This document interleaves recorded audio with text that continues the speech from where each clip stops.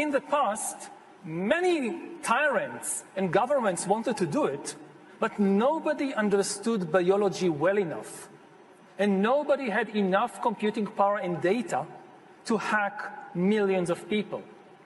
Neither the Gestapo nor the KGB could do it. But soon, at least some corporations and governments will be able to systematically hack all the people. We humans should get used to the idea that we are no longer mysterious souls. We are now hackable animals. Data might enable human elites to do something even more radical than just build digital dictatorships. By hacking organisms, elites may gain the power to re-engineer the future of life itself. Because once you can hack something, you can usually also engineer it. And if indeed we succeed in hacking and engineering life, this will be not just the greatest revolution in the history of humanity. This will be the greatest revolution in biology since the very beginning of life 4 billion years ago. For 4 billion years, nothing fundamental changed in the basic rules of the game of life. All of life, for 4 billion years, dinosaurs, amoebas, tomatoes, humans, all of life was subject to the laws of natural selection and to the laws of organic biochemistry. But this is now about to change. Science is replacing evolution by natural selection with evolution by intelligent design.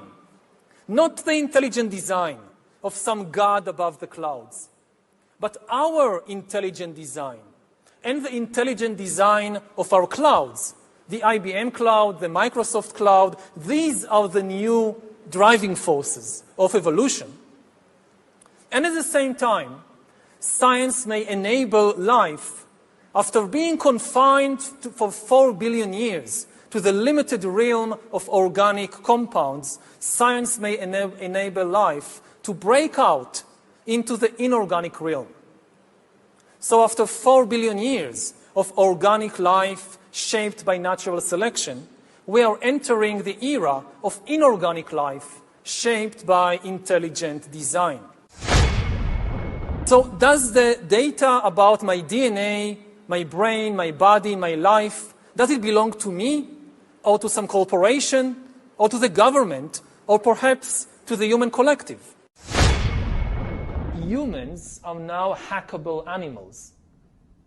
You know, the whole idea that humans have, you know, they have this soul or spirit and they have free will and nobody knows what's happening inside me. So whatever I choose, whether in the election or whether in the supermarket, this is my free will, that's over.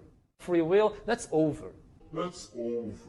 Over. Today, we have the technology to hack human beings on a massive scale. Yeah, I mean, everything is being digitalized. Everything is being monitored. In this time of crisis, you have to follow science. It's often said that you should never allow a good crisis to go to waste, because a crisis is an opportunity to also do good reforms that in normal times people will never agree to.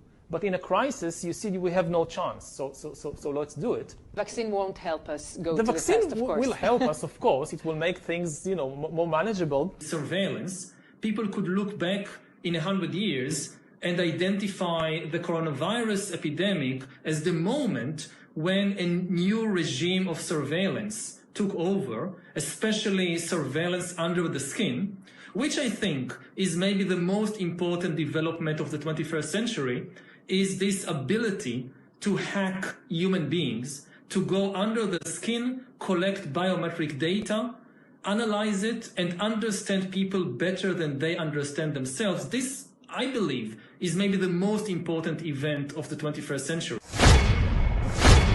One of the features of this fourth industrial revolution is that it doesn't change what we are doing, but it changes us. The difference of this fourth industrial revolution is it doesn't change what you are doing. it changes you. If you take genetic editing, right. Just as an example, it's you who are changed. Yeah. And of course, this has a big impact on your identity. Yeah. And offers certain kinds of possibilities that have to be careful about. You know, when you began to do that kind of gene editing, some people worry that you are changing what it means to be human. That's the problem. And of course, the new industrial revolution offers us many opportunities, but it raises manifold questions on the ethical, but even legal implications. And we have to be prepared for it, and that's what we want to do in Davos next year. Talk about technology and how the ways it can be deployed, you know, that contribute to growth rather than exacerbate unemployment. How will that implement itself? It's a big question mark, because there is a fear that technology, robots, just to take one you gain productivity from machines. Exactly, and it replaces maybe the workforce or jobs faster than we can replace them with new jobs. Not everybody can be a robot polisher and so on, so there will be new jobs.